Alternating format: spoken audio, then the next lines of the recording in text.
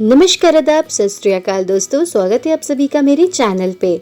आज हम बात करने जा रहे हैं मुदालियर आयोग के बारे में, जिसे कि मुदालियर कमीशन के नाम से भी जाना जाता है और साथ ही इसे माध्यमिक शिक्षा आयोग भी कहा जाता है। लास्ट वीडियो में हमने बात करी थी राधा कृष्णन आयोग के बारे में और इस वीडियो में हम बात कर रहे हैं मुदालियर आयोग के बारे में, या फिर आप कह सकते हैं कि माध्यमिक शिक्षा आयोग के बारे में। आपको मैंने बताया था कि जो ये आयोग बनाए थे तो इनका कार्य था कि भारतीय शिक्षा के क्षेत्र में अध्ययन करना और जो भी समस्याएं हैं उसका समाधान हेतु अपने सुझाव प्रस्तुत करना इन आयोग के, इन कमीशंस के कार्य थे।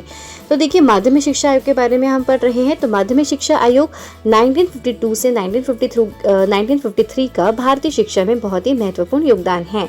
यानी कि जो हमारी भारतीय शिक्षा है उसमें इस माध्यमिक शिक्षा आयोग का एक बहुत ही अहम योगदान है। इसके द्वारा ही आधुनिक भारत की शिक्षा की नींव रखी गई एवं इस आयोग ने विभिन्न सुझाव दिए और इसके कार्यक्षेत्र एवं इसके उद्देश्य भी भारतीय स्थिति को ध्यान में रखते हुए उनका निर्माण किया गया। यहाँ पे जो वर्ड है रखने की जगह रखते कर दीजिएगा, न की जगह त कर दीजिएगा, ठीक है।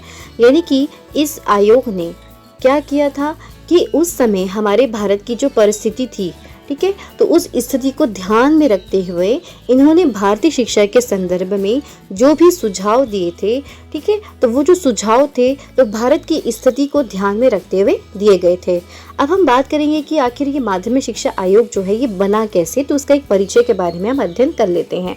So the first point is, स्वतंत्रता प्राप्ति के बाद भारत सरकार ने सबसे पहले 1948 में राधा कृष्णन कमीशन का गठन किया। जैसे कि आप लास्ट वीडियो में पढ़ चुके हैं कि राधा कृष्णन आयोग का गठन किया गया था, जिसका कार्य था कि विश्वविद्यालय स्तर पर वहाँ पे शिक्षा का अध्ययन करना, जो भी समस्याएं हैं उसके समाधान हेतु सुझाव प्रस्तुत करना। तो इसी प्रकार से फिर क्या हुआ कि भारत सरकार ने माध्यमिक शिक्षा की समीक्षा करने और उसका स्तर ऊंचा उठाने के लिए सुझाव देने के लिए ताराचंद समिति का निर्माण किया। यानी कि अब भारत सरकार ने क्या सोचा कि माध्यमिक शिक्षा के यानी कि सेकेंडरी लेवल पर भी क्या किया जाना चाहिए कि उसका भी अध्ययन किया जाना चाहिए, उसकी समीक्षा की जानी चाहिए और जो भी समस्याएं हैं उसका समाधान निकालना चाहिए और उसके स्तर को ऊंचा उठाना चाहिए। तो उसके स्तर को ऊंचा उठाने के लिए क्या किया उन्होंने, सुझाव देने के लिए ताराचंद समिति का गठन किया। और इस समिति का क्या कार्य था कि माध्यमिक स्तर पर जो भी हमारी शिक्षा है उस समय, तो माध्यमिक शिक्षा का अध्ययन करना कि क्या सभी चीज़ें सही है कि नहीं है, कोई समस्याएं हैं तो नहीं, अगर कोई भी समस्याएं हैं तो उसके समाधान हेतु अपने सुझाव देना और हम कैसे इस माध्यमिक शिक्षा के स्तर को ऊंचा उठा सकते हैं, उसके लेवल को उठाने के लिए भी क्या करना, अपने सुझाव देना। तो ये कार्य था ताराचंद समिति का। फिर इस समिति ने भी अपनी रिपोर्ट 1949 में प्रस्तुत कर दी थी, ठीक है। फिर आता है कि इस रिपोर्ट के सुझाव पूर्ण नहीं थे एवं संतोषजनक भी नहीं थे। यानी कि जो इस ताराचंद समिति ने जो अपने सुझाव दिए थे तो वो पूर्ण नहीं थे। यानी कि जो भी इन्होंने रिपोर्ट तैयार करी, जो भी इन्होंने अपने जो भी सुझाव दिए थे तो उससे खुश नहीं हुए, यानी कि संतोषजनक नहीं थे। आप समझ सकते हैं कि मतलब संतुष्ट नहीं हुए, ठीक है, ये चीज है। जिस कारण केंद्रीय शिक्षा सलाहकार बोर्ड ने 1951 में केंद्र सरकार के समक्ष माध्यमिक शिक्षा आयोग की नियुक्ति का प्रस्ताव रखा। अब जब इस ताराचंद समिति ने अपनी रिपोर्ट प्रस्तुत करी और सरकार हमारी इससे संतुष्ट नहीं हुई, तो हमारा जो केंद्रीय स्तर पर शिक्षा सलाहकार बोर्ड है उन्होंने 1951 में केंद्र सरकार को क्या कहा कि माध्यमिक शिक्षा आयोग की नियुक्ति का प्रस्ताव रखा। उनके समक्ष क्या प्रस्ताव रखा कि माध्यमिक शिक्षा आयोग का निर्माण किया जाना चाहिए। और ये प्रस्ताव कब रखा गया, 1951 में। फिर सरकार ने 23 सितंबर 1952 को, यानी कि 23 सितंबर 1952 को मद्रास विश्वविद्यालय के तत्कालीन कुलपति यानी कि चांसलर डॉक्टर लक्ष्मण स्वामी मुदालियर की अध्यक्षता में माध्यमिक शिक्षा आयोग का गठन किया। अब क्या हुआ, 1951 में प्रस्ताव रखा गया, किसके द्वारा, केंद्रीय शिक्षा सलाहकार बोर्ड के द्वारा। फिर क्या हुआ कि जो हमारी केंद्र सरकार है उन्होंने फिर अगले साल, ठीक है, 1951 में प्रस्ताव रखा गया और उसके अगले साल यानी कि 1952 में, और कब, 23 सितंबर को क्या किया, इस मुदालियर आयोग का गठन किया। और इस आयोग के जो अध्यक्ष थे वो कौन बनाए गए, तो मद्रास विश्वविद्यालय के उस समय के जो चांसलर यानी कि कुलपति थे डॉक्टर लक्ष्मण स्वामी मुदालियर। तो उनको इसका अध्यक्ष बनाया गया, इस आयोग का अध्यक्ष बनाया गया। और तभी आप देख रहे हैं कि मुदालियर आयोग भी इसीलिए कहते हैं क्योंकि इसके जो अध्यक्ष थे वो मुदालियर जी थे, ठीक है, यानी कि डॉक्टर लक्ष्मण स्वामी मुदालियर जी थे। तो इन्हीं के नाम पर इसे मुदालियर आयोग भी कहा जाता है। जैसे कि हमने लास्ट वीडियो में पढ़ा था कि राधा कृष्णन जो थे उनके नाम पर भी क्या रखा गया था, उस समिति का नाम, उसको मतलब उस आयोग को उनके नाम से भी जाना गया था, है ना। तो इसी प्रकार से क्योंकि वो अध्यक्ष थे, ऐसे ही इस माध्यमिक शिक्षा आयोग के जो अध्यक्ष थे वो हमारे मुदालियर जी थे। तो इनके नाम पर भी इस आयोग को मुदालियर आयोग के नाम से जाना जाता है, ठीक है, मुदालियर कमीशन के नाम से, ठीक है। फिर आगे बढ़ते हैं कि इस आयोग के अध्यक्ष के नाम पर मुदालियर आयोग भी कहते हैं। और इस आयोग के सदस्य में डॉक्टर के एल श्रीमाली, श्री के जी सेदेन, श्रीमती हंसा मेहता, श्री जॉन क्राइस्ट और श्री केनेथ रस्ट विलियम्स के नाम शामिल हैं, यानी कि वो ये लोग भी कहते हैं इस आयोग के सदस्य थे।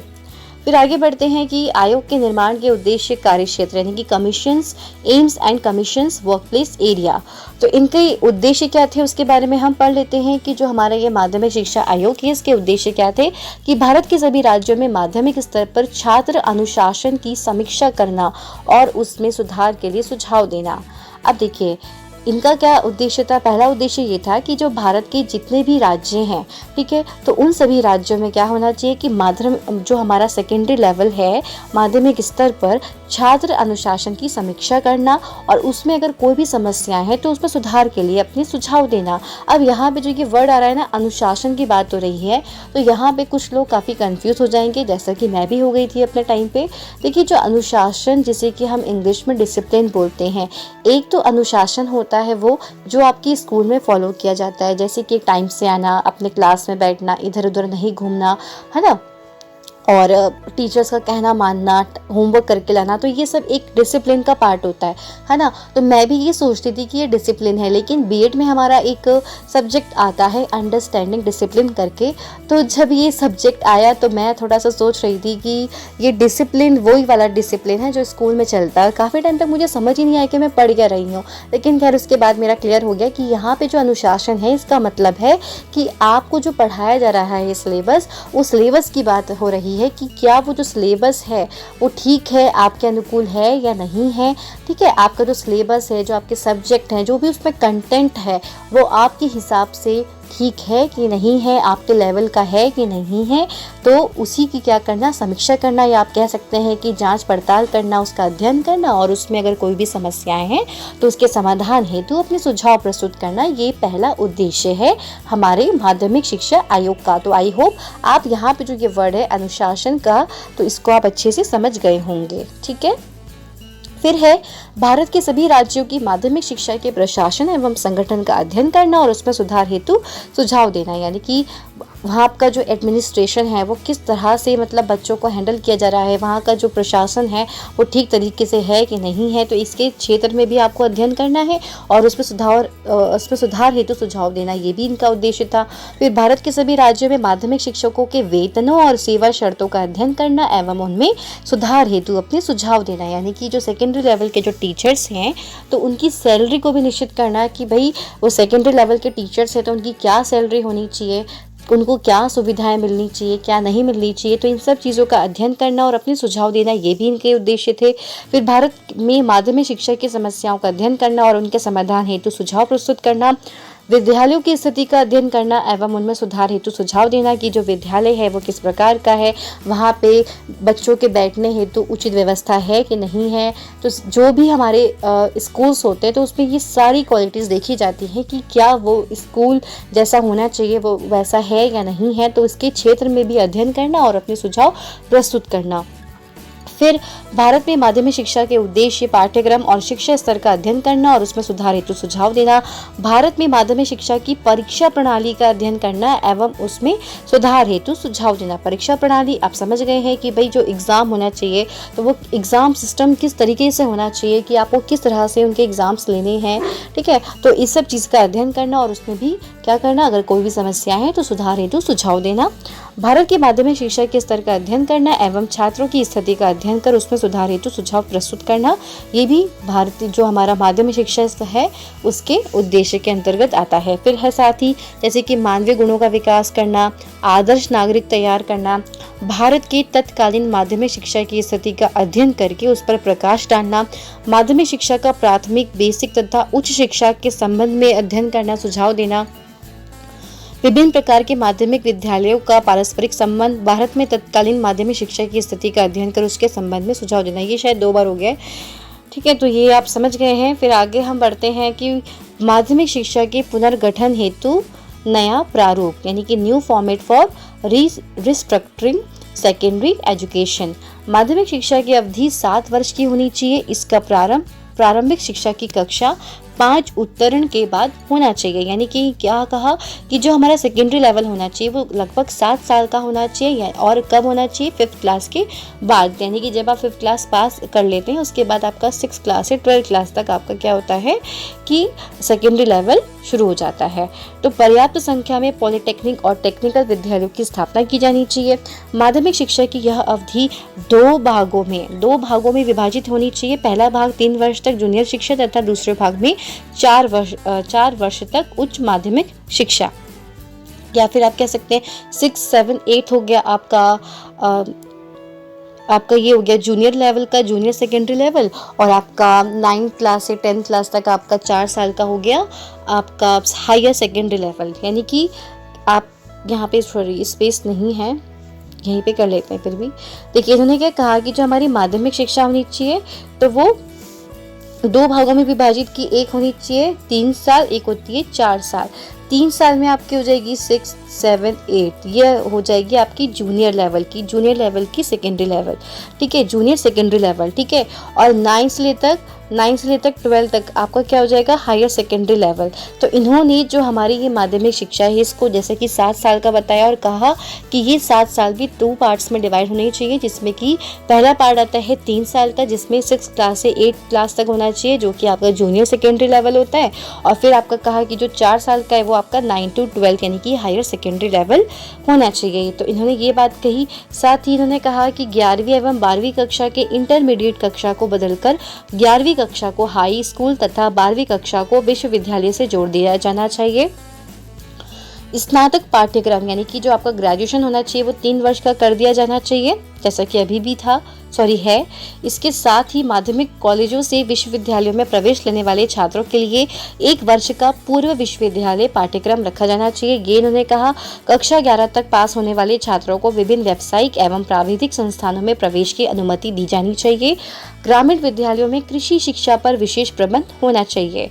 आप देख रहे हैं कि ग्रामीण जो क्षेत्र होते हैं वहाँ पर कृषि ज़्यादा होती है, और कितनी अच्छी बात कही है कि जो हमारा कृषि शिक्षा है इस पर भी बल दिया जाना चाहिए, क्योंकि देखिए गांव के जो बच्चे हैं और आप देखते हैं वहाँ पे कृषि काफ़ी अच्छे से की जाती है।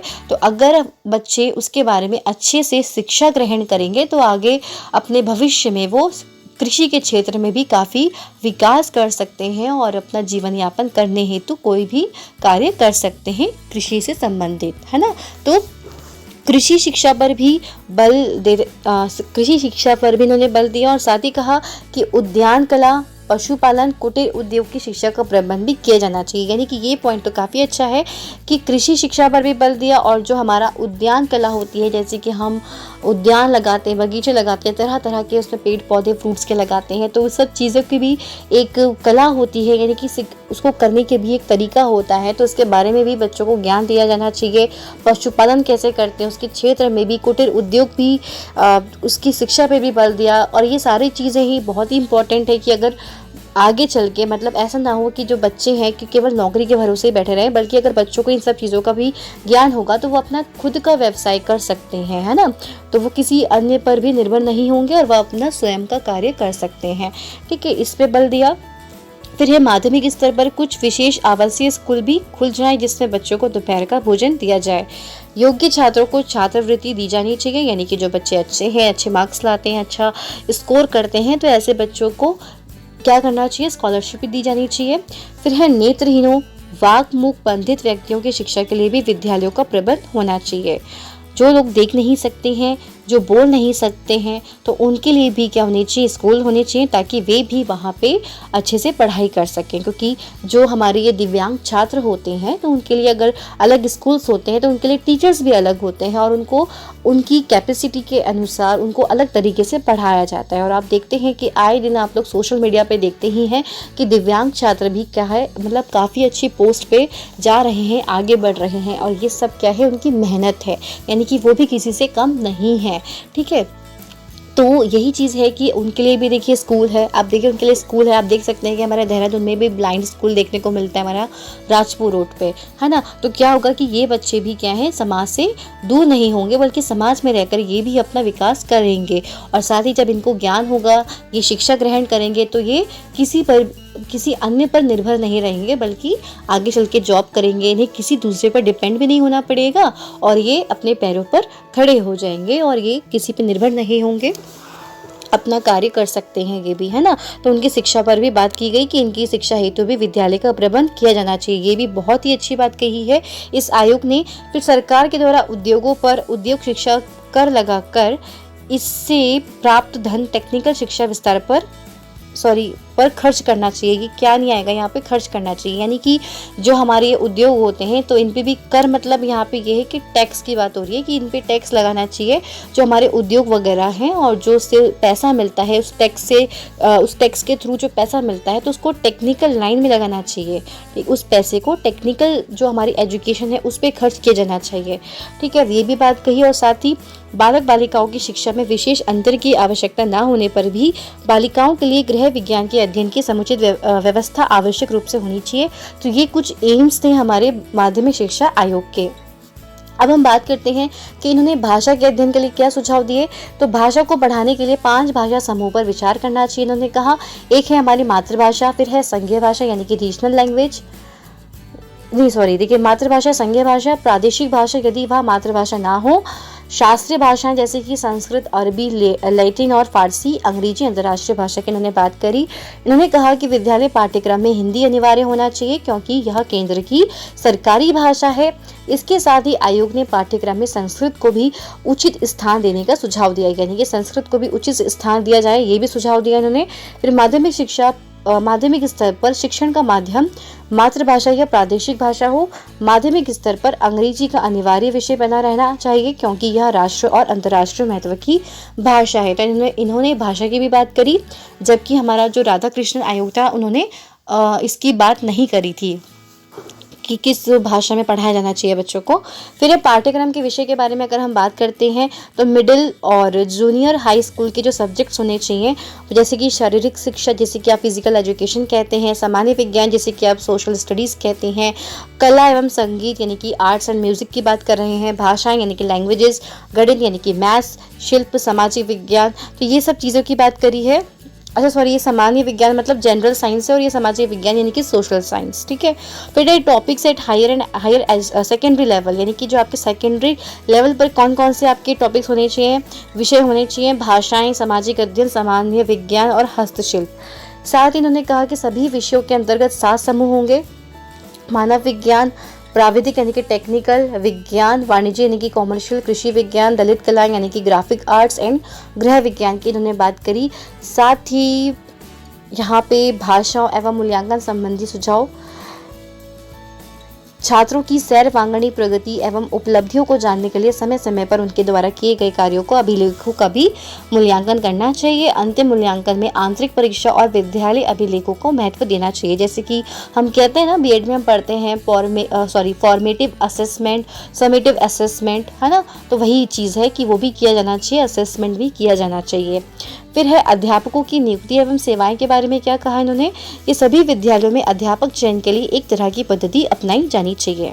जैसे कि आपका सिलेक्शन होता है, आप फॉर्म भरते हैं और कॉम्पिटिटिव एग्ज़ाम होता है, फाइट करते हैं आप, अगर आपका मेरिट में नाम आ जाता है, फिर आपका इंटरव्यू होता है, तब आपकी ज्वाइनिंग हो जाती है ना। तो ये एक प्रोसेस होता है। तो ये यानी कि एक जो मेथड है, एक सिस्टम है आपके जो टीचर्स हैं उनकी ज्वाइनिंग का, तो उनके चयन के लिए क्या होना चाहिए कि एक ही तरह का मेथड होना चाहिए। ठीक है, फिर है जैसे कि आपका टेस्ट वगैरह होता है उसी की बात हो रही कि एक तरह की पद्धति अपनाई जाए। फिर समान योग्यता व समान काम करने वाले अध्यापकों के वेतन समान होना चाहिए, जैसे कि हमारे संविधान में कहा गया है कि समान कार्य के लिए समान वेतन दिया जाना चाहिए। तो उसकी बात भी करी कि समान योग्यता व समान कार्य करने वाले जो हमारे टीचर्स हैं उनके जो वेतन यानी कि जो उनकी सैलरी होनी चाहिए वो समान होनी चाहिए।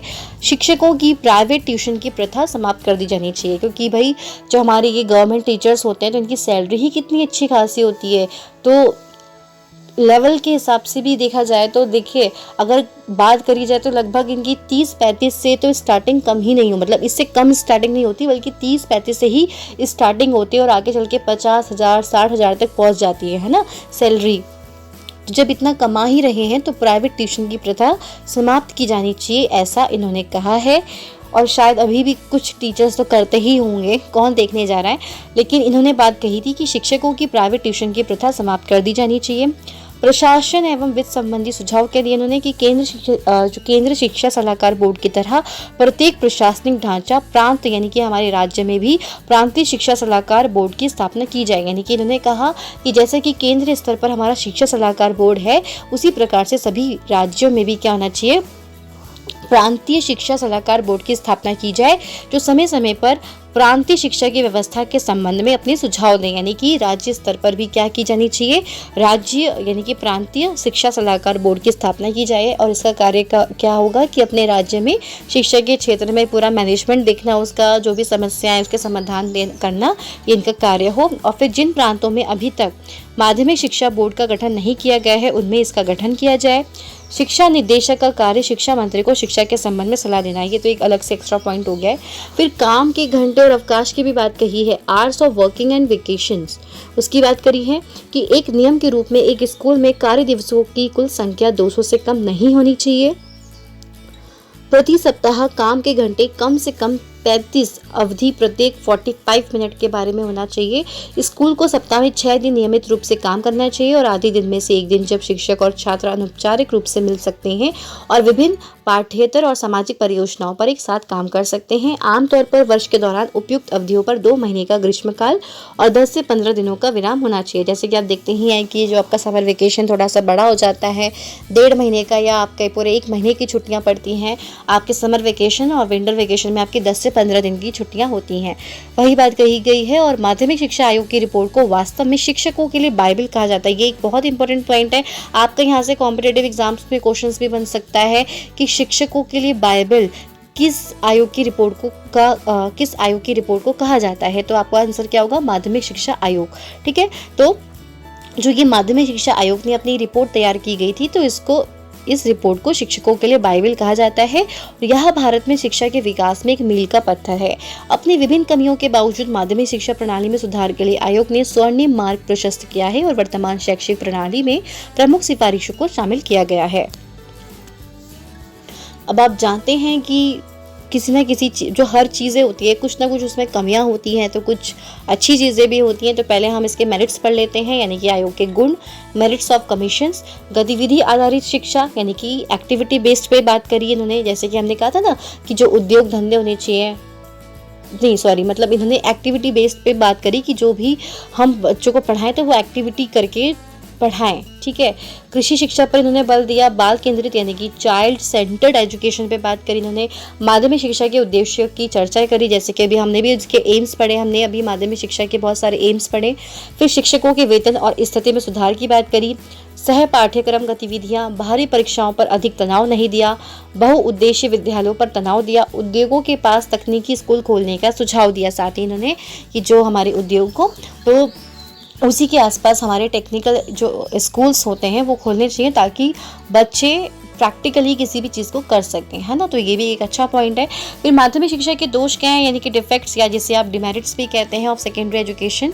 शिक्षा पद्धति का पुस्तकों पर आधारित होना, एक पक्ष का होना, व्यवहारिक विषय शामिल ना होना, शिक्षकों और विद्यार्थियों के साथ संबंध अंतःक्रिया नहीं होना, मूल्यांकन करना कठिन होना, पाठ्यक्रम का बोझिल और नीरस होना चाहिए ये होना, दोषपूर्ण शिक्षण विधियां, कक्षा में विद्यार्थियों की ज़्यादा संख्या का होना और अंग्रेजी शिक्षा माध्यम लागू होना। तो ये था हमारा आज का माध्यमिक शिक्षा आयोग, मुदालियर कमीशन या मुदालियर आयोग।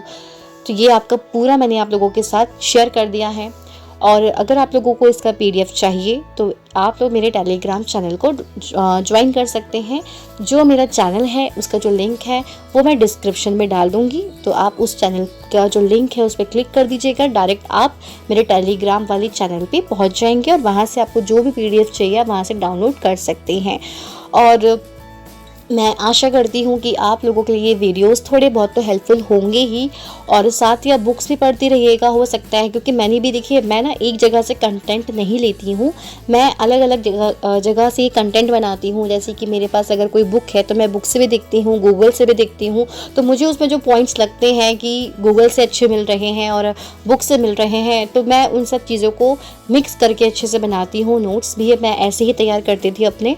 तो इसी तरह से अगर आप लोगों को अच्छा लगता है वीडियो तो प्लीज़ आप लोग मेरे चैनल को लाइक सब्सक्राइब कर लीजिए, दूसरों से शेयर कर दीजिएगा, और मैं ऐसे ही आप लोगों के लिए वीडियोस लाती रहूँगी। तो चलिए आज के लिए इतना ही, फिर हम मिलते हैं नेक्स्ट वीडियो में एक न्यू टॉपिक के साथ। तब तक के लिए धन्यवाद।